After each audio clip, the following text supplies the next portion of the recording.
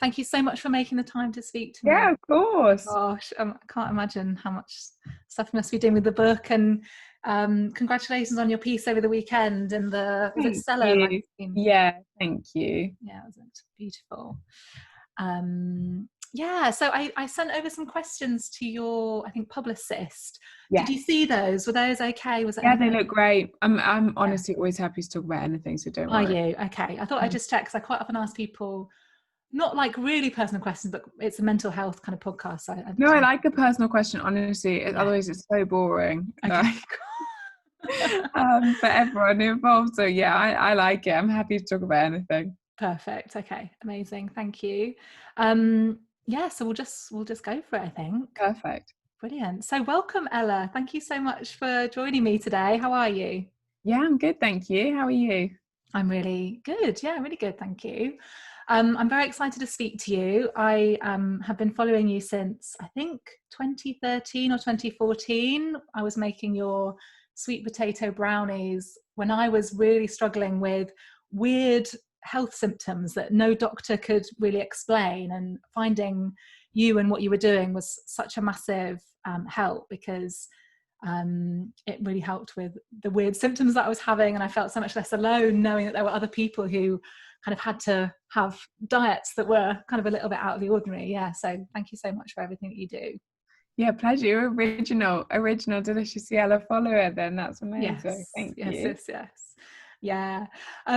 So can you say a bit about how you are at the moment? How are things with everything that's going on in the world? Are you kind of working from home? How's all of that going? Yeah, so we've been working I mean, it's been so long now, hasn't it? It's been since kind of middle of March that we've been working at home. So yeah, almost 4 months. Which I think, I don't know. Do you know what? I feel like it depends what day you ask me.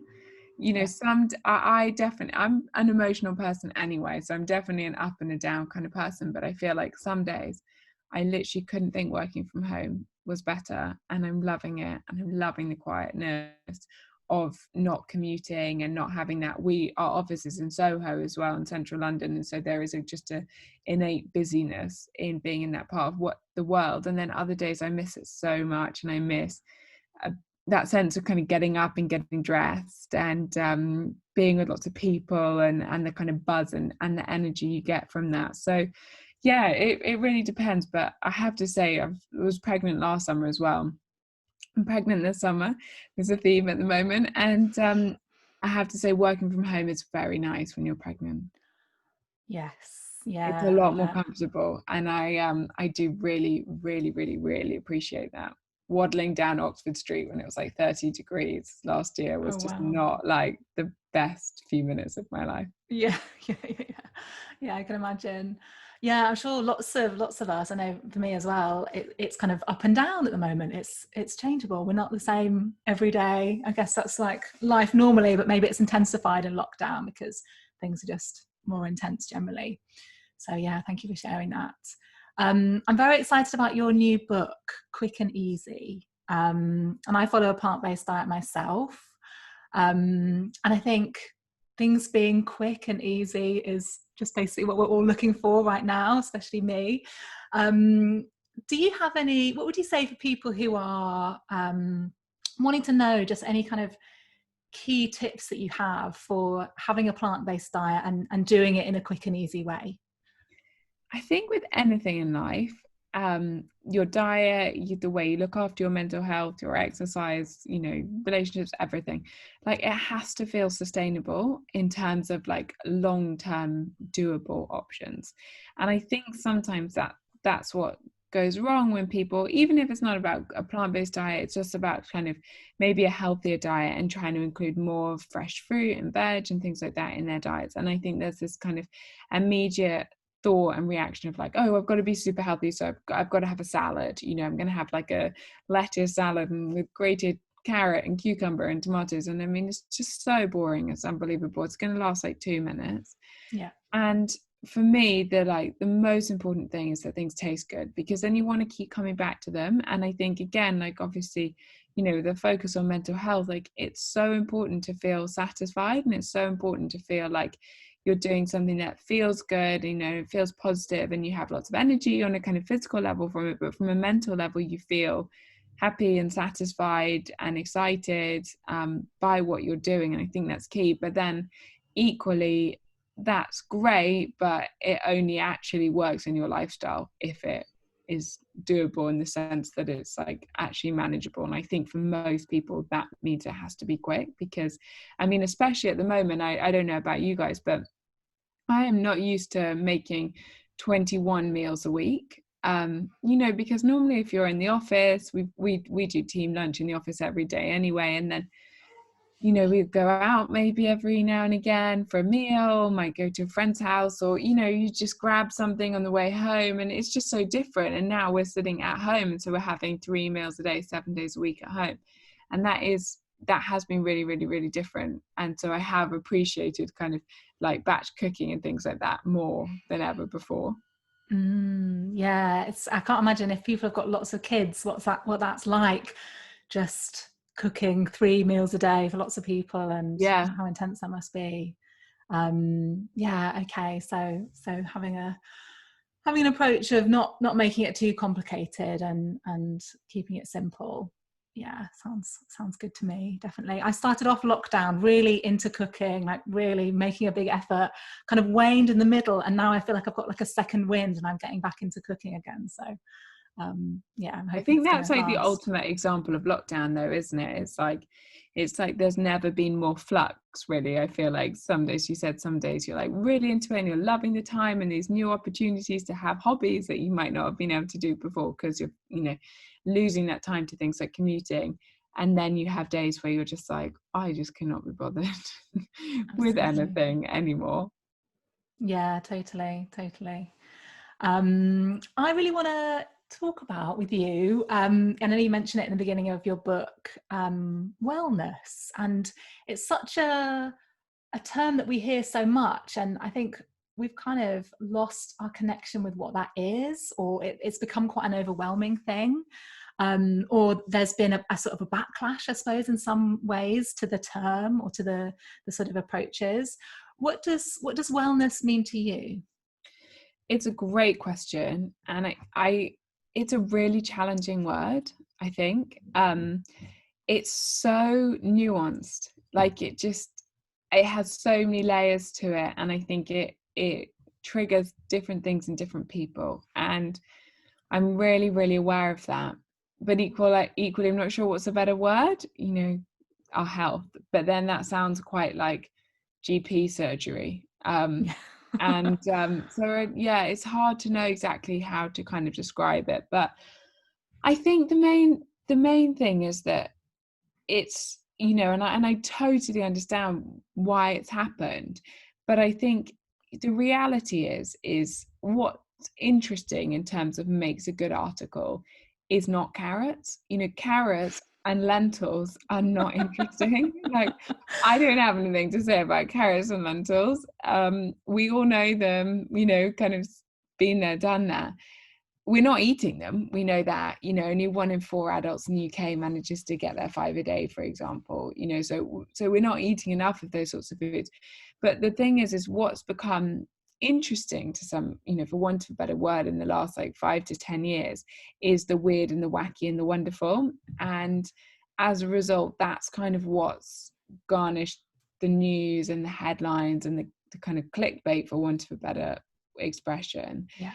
And I think that for wellness or our health has become so much more synonymous with things like superfoods and kind of weird and wacky things coming out of places like LA. And that's not to say you shouldn't do them or anything like that, but I think it's just become so confusing for people because, as I said, I think we all know that we need to eat a few more vegetables and that we do need our 5 a day, you know, for all kinds of reasons. You know, again, coming back to mental health, the fact that our brain and our gut are directly linked through the gut brain axis, and our gut's favorite food is fiber. And so there's a reason we need a certain amount of fiber in our day, and the vast majority of us, again, are not meeting that by almost 50%, you know. So there's a real disconnect there. And you know, like researchers are now saying you should have 30 different plant-based foods every single week. But if you're going to have 30 different plant-based foods every single week, you're going to need to eat quite a lot of plant-based foods and quite a lot of meals with a high plant content in them in order to make that happen. But so we do need more of this, but I think it has become off-putting for people, because I think the feeling is like, oh, if you want to be part of that kind of conversation, you've got to do all these weird and wacky things and buy all these weird and wacky things, and you know, they won't be available in your local Tesco. And I think that is a slight problem. And if people want to do anything extra on the top, you know, it's like, add the fairy dust, try it, whatever works for you. I don't have any criticism of any of it, but I just think that the kind of basics of, you know, taking care of ourselves a bit more, whether that is trying to make something for lunch that's fresh, whether that is, you know, trying to go on a walk every day, or do even just like a 10-minute online yoga video or Pilates video or HIIT video, whatever it is that you enjoy, you know, trying to turn your phone off for an hour, just trying to maybe try a meditation app for 5 minutes, like nothing complicated, just really 5 minutes here, 5 minutes there.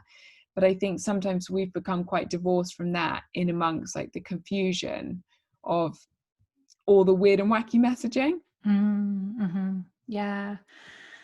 Yeah, so lentils and carrots. It could be as simple as, you know, more vegetables. And I hadn't heard that stat about 30 different plant-based foods a week.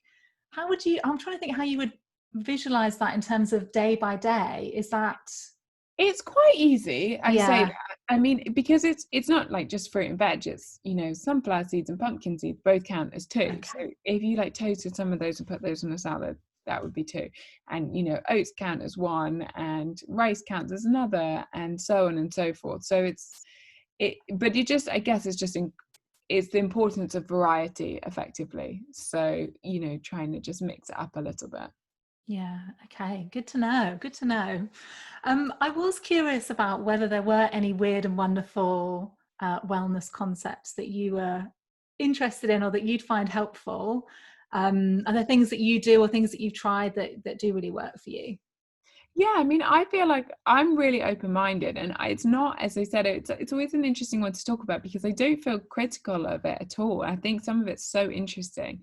I just think that it can be a barrier, and that it's not necessary. Like, what's necessary is like moving our bodies a bit more, eating those carrots and those lentils, and, you know, our potatoes and our rice and things like that. And these are all just, you know, if you want to do them, great. But I think, yeah, I'm fascinated by this space and all the kind of goings on in it. I think, you know, for example, like one of the most amazing experiences I've had is, for example, like crystal sound healing, you know, where they're playing the kind of gongs and there's, yeah, the crystals and things like that. And it's a sort of guided meditation, kind of yoga nidra type setup. And I've never felt such relaxation in my life. It's yeah, but those are the sorts of things that I think some people think, what on earth are you talking about? And I know, like, some of my friends and family think, oh my goodness, you know, when you start going into that territory. But I find it, yeah, fascinating, and think I've had some really amazing experiences with practices like that. Mm. Yeah, me too. I definitely am up for trying any of those sorts of things. And I think, you know, quite often things can surprise you. You know, you might go into something like that, like get dragged along to a gong bath or I don't know, like, yeah, a sound healing, or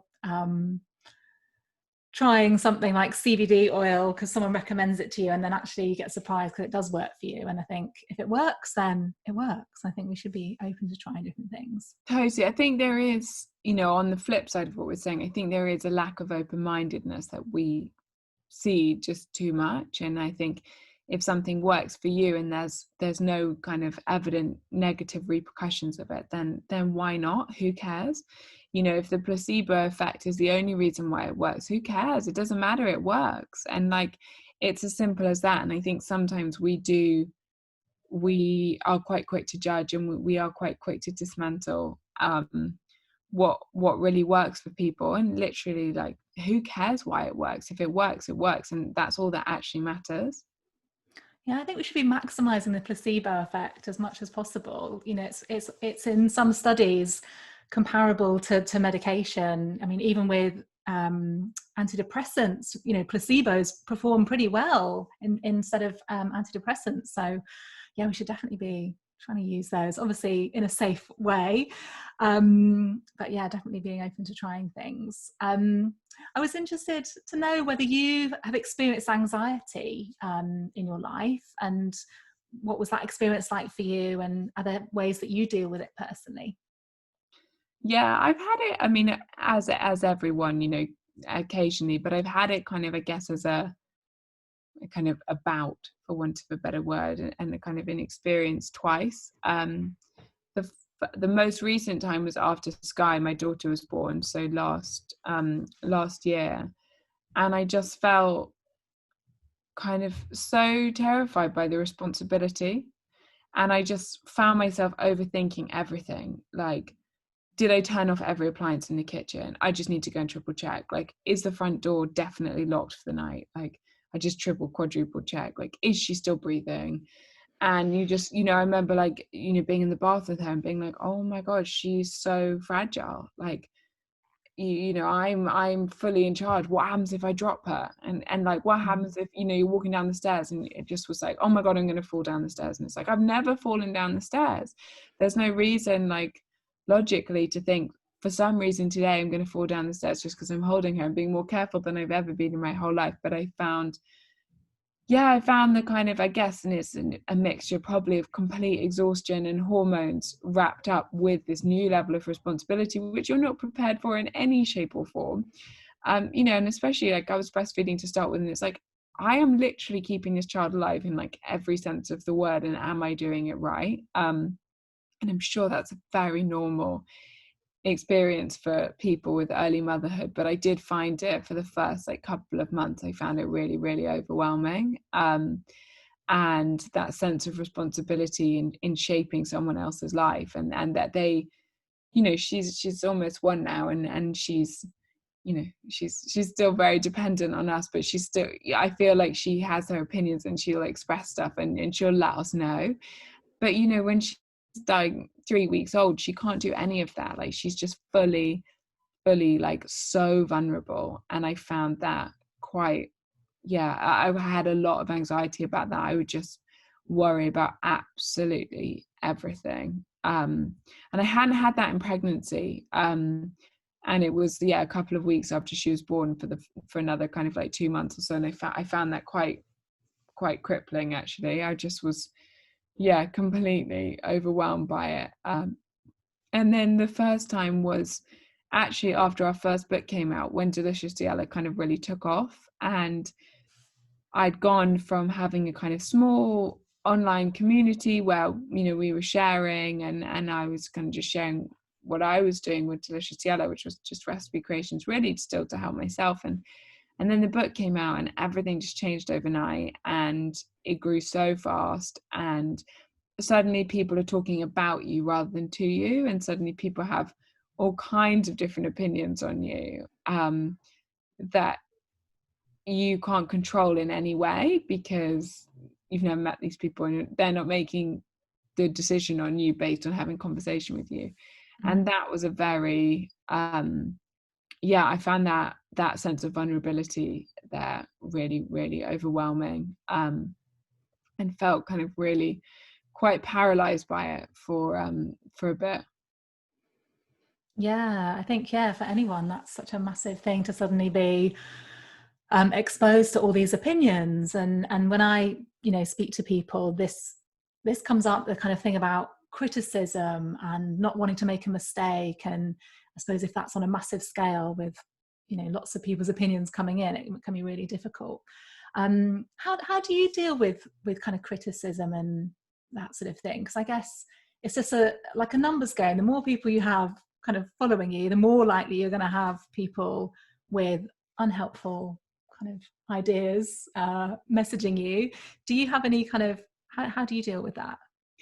Yeah, it's been a real learning curve for me, and I think I definitely had a moment then where, you know, at the time we're talking about, where I was like, okay, look, there's, you know, you've got a choice now at this point. Like, you don't have to keep doing it. Like, there's a pretty easy get out, you know, still really young, can go get another job and do something different and create a different career.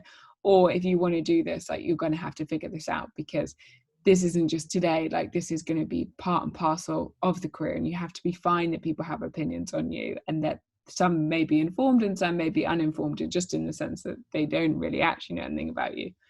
And I found, for me, criticism had to go into two buckets. And the first was constructive criticism. And actually, you know, it's one of those things. Sometimes it's not always delivered in the most constructive way, but it is genuinely constructive criticism. And look, like, we can all do better and be better, like, for sure. And that criticism is genuinely helpful, and I think has helped me and us as a business also learn and develop and grow. And, you know, sometimes that might be really small, like, oh, I made this recipe and I found it really unclear how you're talking about this or that. And so, you know, sometimes it might be on a bigger scale, but it's, you know, it's genuinely constructive, and it's not personal, which I think is the most important part, I guess, for me about that. It's much more practical criticism to some extent. And the second is personal criticism, which seems to just really exist oftentimes for the sake of it. And it will be someone being like, I absolutely hate your voice. And it's like, what? Okay, you know, What's wrong with people? like, sorry. And, you know, or you've put on weight, or you've lost weight, or, you know, you're a terrible mother, and, you know, you're this and you're that and you're the next thing. And, you know, I'm lucky. You know, genuinely, I really don't think, like, in the scheme of things, I get that much of that, probably mostly because what we do is food. And so, you know, people saying, I hate that picture, I hate that pasta. I mean, there's only so much offense I can take at that. Yeah. You know, I'm sure it's a different story when you are kind of front and center all the time. Because then they are more personal opinions. People having opinions on pasta, it is different than on you. But I, at a certain point, just had to say, okay, like, some people are always going to think that about you, and you just can't make everyone happy. And, like, yes, that exists on a big scale, for example, in what we do, but that also exists, like, on a day-to-day level for all of us. You know, we just can't make everyone happy every day. It's just completely impossible. And I think we can really, really exhaust ourselves trying to do that. Trying to meet every single person's expectations and our expectations of ourselves every day. It just, I think we really put those expectations very, very high sometimes. Yeah, definitely. Yeah, I feel you on that exhaustion thing if we're trying to please everyone. Yeah. I was talking to my friend Sharu Izadi. She was on the podcast recently, and she was saying how she looks at people's reviews on Amazon, book reviews of her most favorite book or favorite film, and you can see that some of them are terrible reviews, and someone thinks, you know, Shawshank Redemption is a terrible film. And so, you know, it's just more evidence that we can't keep everyone happy, and someone's going to dislike you no matter how brilliant you are. Or but you're always going to do something wrong for someone. And I think if you're going to put something out there into the world, like, you have to be okay with that, because otherwise, I think it, as I definitely felt to begin with, it's quite crippling otherwise. Like, I've never read an interview that I've done anymore. I never read them back, ever. So even, you know, like a big interview, you know, so very kind of beginning, we on the cover of Telegraph magazine this weekend, I haven't read the interview. I won't read it. I never read it, you know, because it could take me to the comments section, and I don't want to go to the comments section. So I just won't read it. And I just don't, for me, that's the only way to do it is there's a level of which I can't engage, because it becomes too negative. And, like, certainly anything in the Daily Mail, like, don't read that. Oh God, the comments section of the Daily Mail. Definitely made that mistake of reading some comments of something that I wrote, and I was like, no, step away. It's really, really damaging, I think. And as I said, I think it's really important to take constructive criticism on board, but that kind of criticism isn't constructive criticism. That's just like mob rule, keyboard warriors most of the time. Keyboard warriors. Yeah. Yeah. So, okay. So just somehow in our minds, you know, for people listening, separating out what's constructive, what can we learn from, and what is just someone's random opinion that really Yeah, isn't helpful or useful to know. Can't change my voice, can't change certain things about myself, probably wouldn't want to. But yeah, sort of exactly. And separating it it might be out. your boss has criticism of you or your colleague and you don't like it, but it is genuinely probably constructive in some ways and it's going to help you in the long term, even if you don't really like hearing it. And I think but I think that is different to just personal criticism for the sake of personal criticism. Yeah, absolutely. Um, I know that for lots of people right now, people are in different work situations, maybe getting made redundant, furloughed, maybe just considering what they want to do with their lives because they've got maybe more time or changing circumstances. What would you have any advice? There's probably quite a big question, but would you have any advice for people who are thinking about working for themselves or starting a business or launching a blog or anything like that? Yeah, it's a great question. I would say part of me is like, do it, it's the best thing ever. And the other part of me is like, don't do it, it's the worst thing ever. um, it's, well, I don't know. I think it's much harder than it looks. And I think that there are massive upsides, but I think there are massive downsides. And I think there's a real glamorization of starting a business at the moment and like female entrepreneurship and like hashtag girl boss. And I think there's so much about that that's amazing and empowering each other and feeling like there's opportunity. And that's only a positive thing. That being said, it's really, really, really, really, really hard. And it's particularly hard in a pandemic. And it's full on. It's super full on. Like if you run your own business, you are answerable 7 days a week, 365 days a year. Christmas Day does not mean a day off. Like it really doesn't. And it hasn't for us now for the, since we kind of properly launched the business side of Seattle 5 years ago, it really hasn't. And I think it's really important to acknowledge that. And that being said, like it's incredible because you can put something in and you put all the time in and you really get to see and experience the growth and the learning and the excitement of doing something you care about every single day, and of you being a kind of free agent.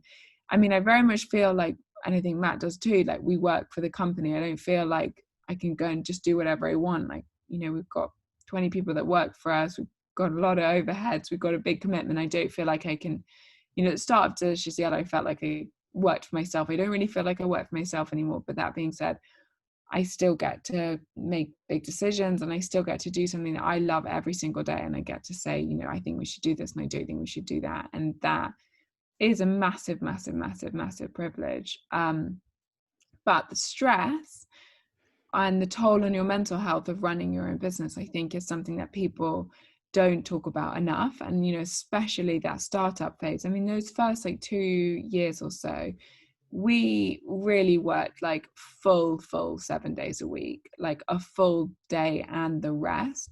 We had no social life. We saw no friends. We cancelled 5 attempts at a holiday in 2 years. We spent our first wedding anniversary. We meant to go away for the night and we cancelled it that morning to sit in a porta cabin to finalize samples for Tesco's for our granola.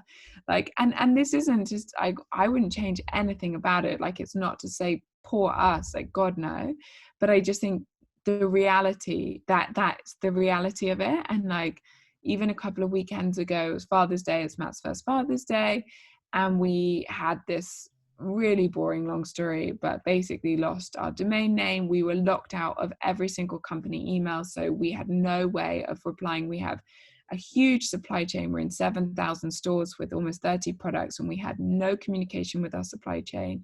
None of our stockists could communicate with us. None of our delivery partners could communicate with us.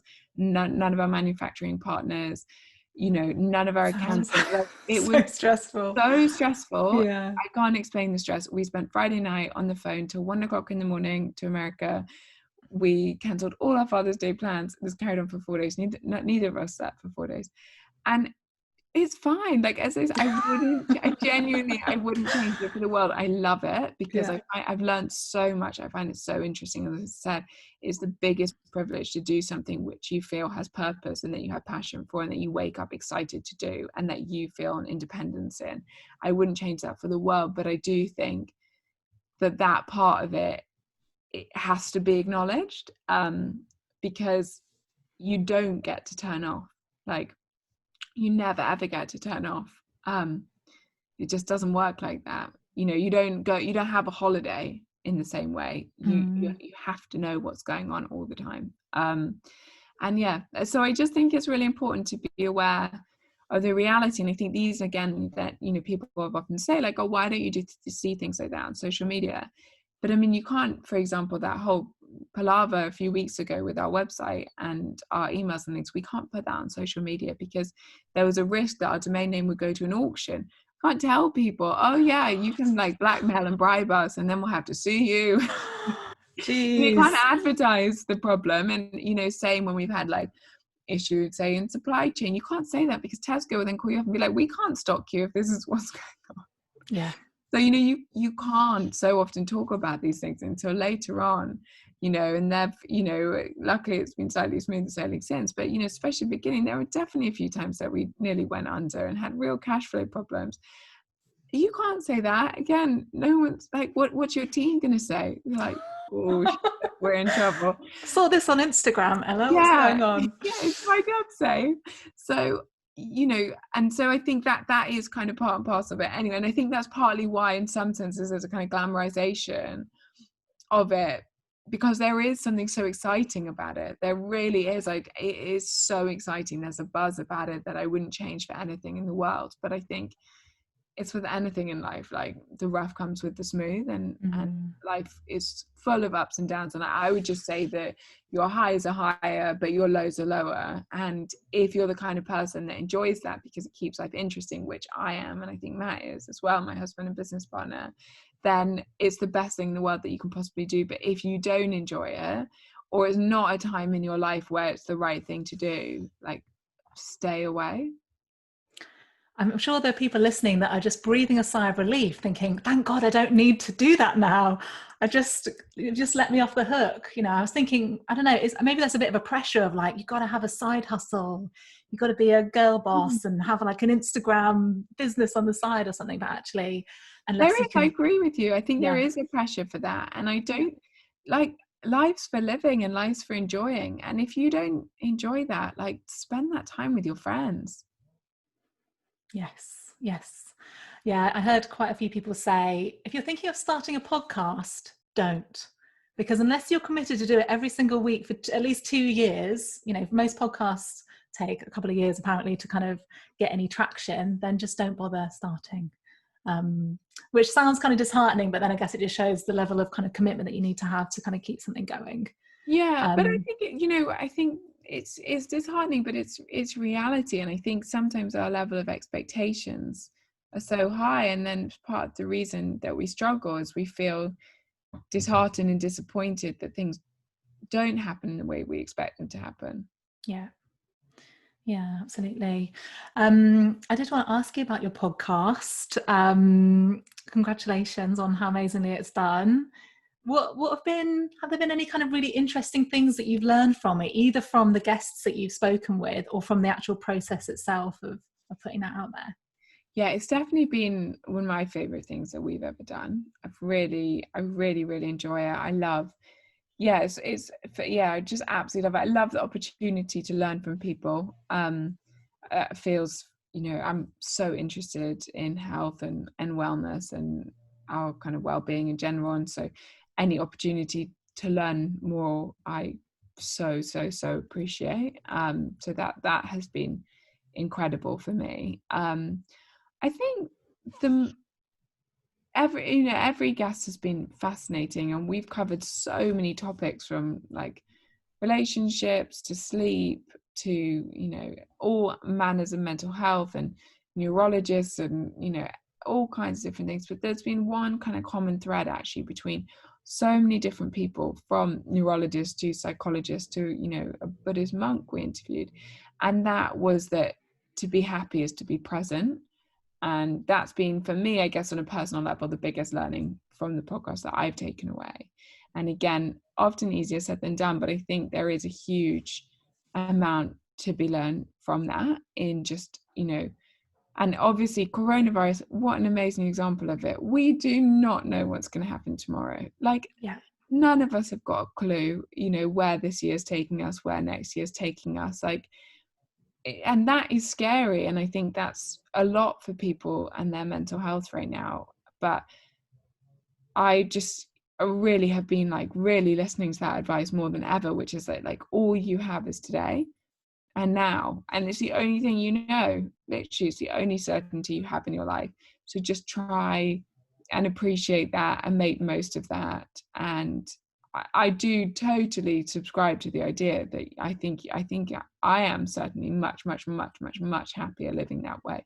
Nothing you can do about what happened yesterday, and you haven't got a clue what's going to happen next week. So other than like obviously the practical elements of like planning meetings, just let the headspace of it go. Yeah, I love that. And it's one of those ideas that it's so simple, and we often think that our happiness is going to lie in kind of some kind of 10-step plan and getting this and getting this job and moving to this place, and actually none of that stuff matters if we're constantly in the past or the future, unless we're present. And yeah, I think that's such a wonderful reminder for us. I mean, I don't think the when I ever makes you happy. We all do it, when I finish this, when I get this done, when this happens, it just doesn't make you happy. No, because there's always the next thing. Yeah, definitely. I think, I wonder if we're definitely learning that more in lockdown, especially as a lot of the things that maybe would have made us happy before have been taken away from us, like holidays and going out for nice meals and things, and we're having to find happiness in different ways. What is most important to you right now? I'd love to know. Family, like by a million miles. And I think I think there have been loads of lessons from coronavirus, to be honest, but I think that for me is one of them, that like actually, as you said, you've got to find such joy and such happiness in just your every single day. And for me, like time with Matt and Sky, our daughter, like that's just everything. And it genuinely makes me so happy, and just I don't really need anything else other than like a nice cup of coffee and simple, but just being at home, being with them is genuinely such a massive source of happiness. Yeah, amazing. Yeah, my two sisters moved 10 minutes up the road from me in Hackney just as lockdown began. And it was amazing, but they were just so close and I couldn't see them for 3 months or so. And I saw them yesterday and we all had a little cry, being able to be reunited again. Yeah, so nice. Definitely thinking a lot about getting a dog, moving to the countryside, changing a lot of different things. Need to persuade my landlord to let me get a dog. I need to do it. Honestly, it's the best. Yeah. Everyone says that. Everyone who has a dog is extremely enthusiastic. I haven't met any dog owners that are like, nah, don't bother. No, it brings so much to your life. There's two things. One, it always makes the like house so warm. Like they're just so warm, they don't have bad moods, not really. And so there's just this kind of happiness that they exude that I think brings a lot to a room. But also I love that it makes me get out every day. I really appreciate that so much. Like we go on a walk first thing every morning. That's quite early because Sky is an early riser. So it's often at like 6:30. But it's so nice. Oh my God, it's so nice. And even if you're stressed and you're worried, you haven't sat well, whatever, it's a sunny day, it's not a sunny day, just getting out the house first thing in the morning and going for a walk is just magic. It for us definitely makes like the biggest difference to our mental health. Yeah. Oh my God. Okay, I'm desperate for a dog. My dog broodiness is like getting a bit out of control. I'm gonna have to speak to the landlord again, or maybe just move house. Thank you so much for everything that you shared. It's been amazing. When is your new book out, and where can people find out more about you, and what else you're offering? So our new book, Quick and Easy, so it's over 100 plant-based recipes. It's all about making it quick and easy. That's out this Thursday, so the 9th of July. Let me just triple check that date. Yeah, that's the 9th. It's the 6th today. And it's currently half price on Amazon and Waterstones, which is very nice. And yeah, otherwise I think probably the best place to find out more about us is social media at Delicious Yella. Our podcast is called Delicious Yella. Our website's called Delicious Yella. All our products are called Delicious Yella. It's nice and easy. Brilliant. Yeah, and I'll put all those links in the show notes as well. Yeah, I have had a little advanced look at your book and it looks amazing. And I saw as well you post on Instagram these, I don't know what you call it, is it a chocolate fondant? And you have like a slow-mo video of the chocolate fondant. Yeah. I'm going to make that at the weekend. Oh my God, they're heaven. Yeah. Absolute heaven. Okay, we have to let me know how you get on. Yes, will do. Thank you so much for speaking to me. My pleasure. Thanks for having me today.